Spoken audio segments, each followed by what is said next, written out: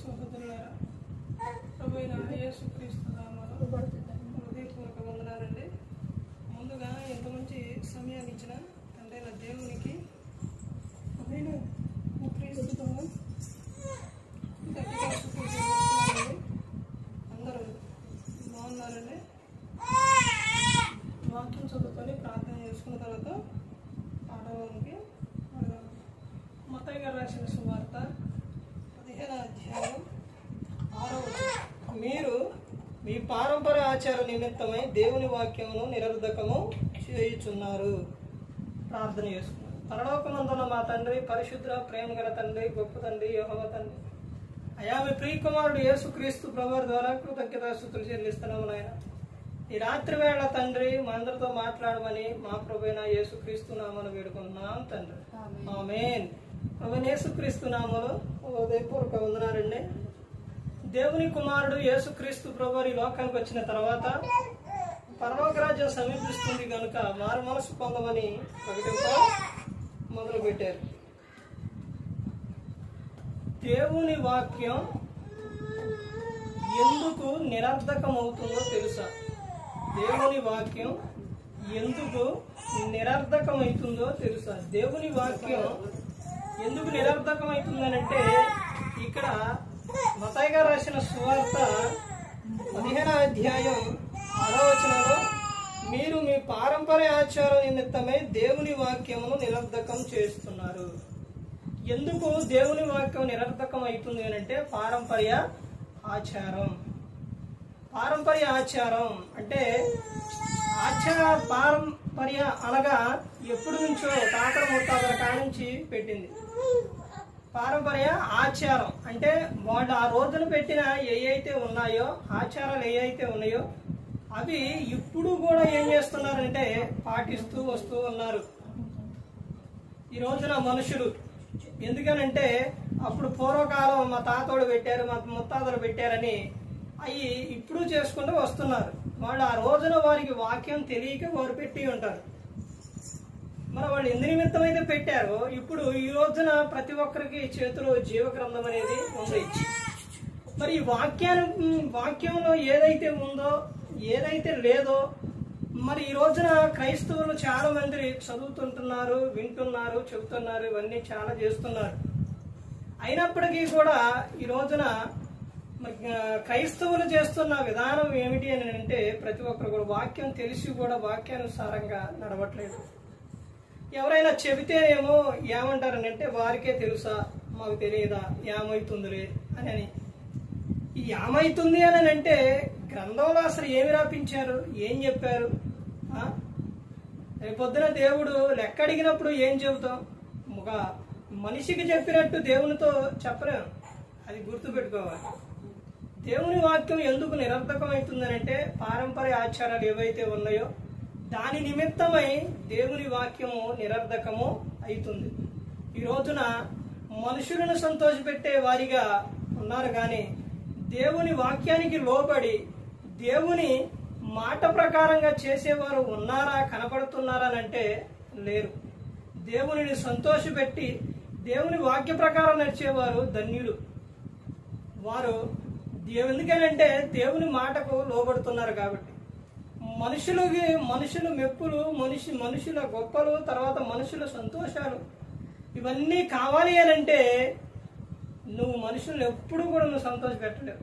ఎందుకనంటే చాలా విధానంగా చాలా రకాలుగా చెబుతారు. ఒక వ్యక్తి తండ్రి కొడుకు కలిసి ప్రయాణమయ్యి వెళుతున్నారు అంట. వెళుతూ ఉంటే వాళ్ళు గాడిదని తీసుకొని వెళుతున్నారంట. ఇద్దరు కలిసి నడిపించుకొని ఒకళ్ళు ముందు ఒకళ్ళు వెనుక వెళుతున్నారంట. అరే ఇద్దరు గాడిదల్లాగా ఉన్నారు, గాడిద నడిపించుకుపోతున్నారే అన్నారంట ఎవరు? ఒక వ్యక్తి వచ్చి. అయితే వీళ్ళు ఎంత మాట అంటారని దాని మీద తండ్రి ఎక్కి కూర్చుండంట. అరే నువ్వు ఎట్టున్నారా, నువ్వు పెద్దోడివి, పిల్లోడిని నడిపిస్తున్నారా అన్నంట ఎక్కువ కథ. అతను దిగి ఇతను ఎక్కిచ్చిండాడు. అరే ఇంత పెద్ద వయసాన్ని నడిపిస్తున్నారా నువ్వు మీ నాన్న ఎక్కించుకోకుండా అని ఇంకొక వ్యక్తి వచ్చి చెప్పిండంట. మరి నాయన ఇదేంటి నడిపించినా ఒక వేరే విధంగా చెబుతున్నారు. మరి మా నాన్న ఎక్కినా ఒక విధంగా చెబుతున్నారు, నేను ఎక్కినా ఇంకో విధంగా చెబుతున్నారు. ఇద్దరు కలిసి అనుకుని దాని కాళ్ళు చేతులు కట్టి వాగులో పడేశారు. చూశారండి, మనిషి చెప్పే మాటలు ఏ విధంగా ఉంటాయి అని అంటే ఇలాగే ఉంటాయి. ఎప్పుడు కూడా ప్రతి ఒక్కరు గమనించుకోవాలి. మనుషుల మాటలు అవి చెప్పిన ప్రతి ఒక్క మాట కూడా అది వాక్యానుసారంగా ఉందా లేదా చూడాలి. ఈ మాట ఈ వ్యక్తి చెబుతుందంటే దేవుడు మనుషుల ద్వారా మాట్లాడతారు, పరిస్థితుల ద్వారా మాట్లాడతారు, వాక్యం ద్వారా మాట్లాడతారు, దేవుడు మాట్లాడతారు. ఒక వ్యక్తి చెబుతున్నారంటే ఇది వాక్యానుసారమా కాదా మనం చూసుకోవాలి. చెబుతున్నారు అని అంటే అది వాక్యానుసారంగా అయితే మనం చేయాలి, వాక్యానుసారం కాకపోతే దాన్ని వదిలేయాలి. దేవుని వాక్యం ఎందుకు నిరర్థకం అవుతుంది అని అంటే పారంపర్య ఆచారం వలన దేవుని వాక్యం నిరర్థకము అవుతుంది. చేసే పనిలోని ప్రతి ఒక్క విషయంలో కానీ ముందు ప్రాముఖ్యంగా గమనించవలసిన విషయం ఏంటంటే ఏదైనా కానీ ప్రతి ఒక్కటి ఎక్కడి నుంచి మొదలవుతుంది అని గ్రంథం చెబుతుంది అని అంటే ఇంటి నుంచే మొదలవుతుంది, గృహం నుంచే మొదలవుతుంది. ఎందుకనంటే దేవుడు ఆదిలోనే ఆదాముని అవ్వనే చేశారు, వారిద్దరిని జతపరిచారు. ఎందుకంటే ప్రతి ఒక్కటి కూడా తీర్పు అయినా ఏదైనా కానీ ప్రతి ఒక్కటి ఇంటి నుంచే మొదలవుతుంది. ఇంటి వారే నిన్ను నమ్మాలి, నీ భక్తిని నమ్మాలి, నీ ప్రతి ఒక్కటి కూడా నిన్ను నమ్మాలి. తర్వాత నీ ఇంటి వారే ముందు మారాలి, తర్వాత నీ ఇంటి వారే ప్రతి ఒక్కటి కూడా ఇంటిలో నుంచే మొదలవుతుంది. ఇంటి వారు మారకుండా బైబిల్ గ్రంథం చెబుతున్న విషయం ఏంటంటే నీ కుటుంబాన్ని నువ్వు సంరక్షించకుండా నువ్వు ఉంటే నువ్వు అవిశ్వాసి కన్నా చెడ్డవాడివి అని చెబుతున్నాను. నీ కుటుంబం ఏలకుండా, నీ కుటుంబాన్ని సంరక్షించకుండా, నీ కుటుంబంలో ఉన్నవారే నీ మాట వినకపోతే నువ్వెలా సంఘాన్ని పరిపాలిస్తావని గ్రంథం చెబుతుంది. అర్థమైందండి? ఇంటి వారు ముందు మారాలి. అందుకని యెహోషువ గారు చెప్తారు, నేను నా ఇంటి వారు యెహోవాను సేవించదమని చెప్పారు. మీరు ఎవరినైనా పూజించండి, నేను ఆ ఇంటి వారు యెహోవాను సేవించదమని చెబుతున్నారు. ఇంటిలో భర్త మారాలి, భార్య మారాలి, పిల్లలు మారాలి, తల్లిదండ్రులు మారాలి, అందరూ మారాలి. మారకపోతే కొంతమంది దేవునిలో కొంతమంది దెయ్యంలో ఉంటే మాత్రం ఇద్దరికి ఎలా ఉంటుందంటే దేవునికి దెయ్యానికి అస్సలు పడదు. ఇక ఆ కుటుంబంలో వాళ్ళు పడే బాధలు ఎలా ఉంటాయి అని అంటే వీరు వాక్యానుసారంగా ఒకళ్ళు చెబితే వాక్యానుసారం కాదు అని ఇంకొకళ్ళు అంటారు. అసలు ఇక ఆ రెండు కత్తులు అక్కడ ఎలా ఉంటాయి అంటే రెండు కత్తులు ఉన్నట్టే యుద్ధమేనమాట. ఇక అక్కడ యుద్ధమే, ఎప్పుడు పోరాటమే, ఎప్పుడు గొడవే, ఎప్పుడు సమస్య. అందుకని అందరూ దేవునిలో ఉంటే, అందరూ వాక్యానుసారంగా ఉంటే, అందరూ దేవుళ్ళు ఉంటే సంతోషం ఉంటుంది. లేకపోతే అందరూ లోకానుసారంగా ఉంటే బాగుంటుంది. అందరూ దేవుల్లో ఉంటే పరలోకంలో ఉంటారు, అందరూ లోకానుసారంగా ఉంటే నరకంలో ఉంటారు. ఈ ప్రతి ఒక్కరు గమనించుకోవాలి. ఇక్కడ దేవుని వాక్యం ఎందుకు నిరర్థకం అవుతుందంటే పారంపర్య ఆచారాలు నిమిత్తం. ఒకరేమో వాక్యానుసారంగా చేయాలంటారు, ఒకరేమో వాక్యానుసారంగా కాదు అంటారు. మా ఎప్పటి నుంచో వస్తుంది, మా పూర్వం నుంచి వస్తుంది అంటుంటారు. ఇదంతా ఎక్కడ మొదలవుతుందంటే ఇంటిలోనే. ఎందుకని చూడండి, బయట ఉన్నవారు అయ్యయ్యో వాళ్ళంత ఆనందంగా ఉన్నారు, సంతోషంగా ఉన్నారు, ఏంటి గోల ఇంట్లో, ఏంటి సమస్య, ఏంటి ఎప్పుడు ఇది ఏంటి అని అనుకొని ఎందుకు అనుకుంటున్నారు, ఎందుకు గొడవ వస్తుంది అంటే ఒకరేమో వాక్యానుసారంగా ఉంటారు, ఒకరేమో లోకానుసారంగా ఉంటారు. మరి అక్కడ గొడవ రాక ఏమొస్తుంది? సరే ఆలోచించండి. ఇతనేమో దేవుని పక్షాన, దేవుని విషయం, దేవుని ఆజ్ఞ ప్రకారం నడవాలి అని అంటాడు. ఒక ఆయన ఏమో కాదు, అట్ట కాదు, ఎట్ట చేయాలి, లోకానుసారంగా అవి ఇవని చెబుతుంటారు. ఇంకెలా అక్కడ విధంగా ఉంటుంది. అందుకనే బైబిల్ గ్రంథం చెబుతున్న విషయం ఏంటంటే తండ్రి అయినా, తల్లి అయినా, భార్య అయినా, పిల్లలైనా, ఎవరైనా ప్రతి ఒక్కరు కూడా మారాలి. మారనప్పుడు ఎవరికి వారు వేరుగా ఉంటే అందులో పెద్ద ప్రాబ్లం ఏమి లేదు.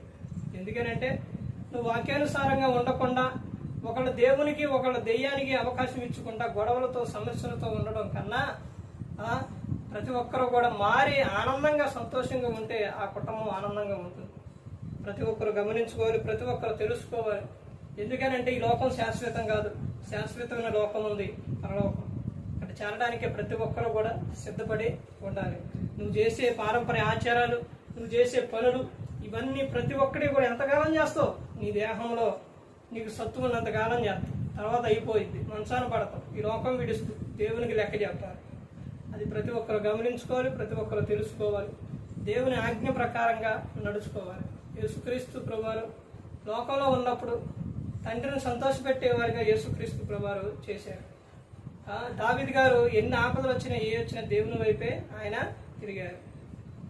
ఇంకేంటంటే ప్రతి ఒక్కరు ఇంకొక విషయం ఏంటంటే గమనించవలసింది, ఎదుటిలో వ్యక్తిని మనసు పెట్టకుండా వారి విషయాలు నువ్వు ప్రవర్తించాలి. అంటే ఏదైనా ఉంది అని అంటే దాన్ని ముందే తెలియపరచాలి, ముందే చెప్పాలి.